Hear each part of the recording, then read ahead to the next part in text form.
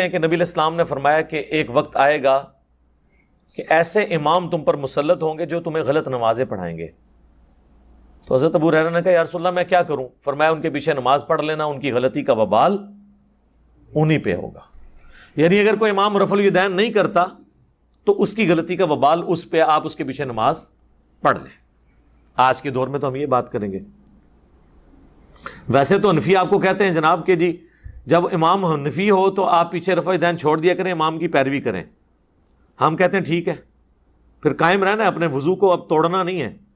تو تم حج کی ٹریننگ کے دوران حنفی پبلک کو یہ بتاتے ہوگے کہ امام کعبہ رفع الیدین کرتا ہے، امام کی پیروی کرنی چاہیے، لہٰذا سارے بریلوی دیوبندی جب حج عمرے کے لیے جائیں تو رفع الیدین سے نماز پڑھیں. ہیں اگو پریشان ہو جاتے تھے. انہوں نے سوچ ہی نہیں ہوتا کہ اتنا برا وقت آنا سی ساڈے تے کہ ایسی شے نہ تے مسلط ہونی سی جس نے ٹرنز دا ٹیبل اوور کرنا تھا.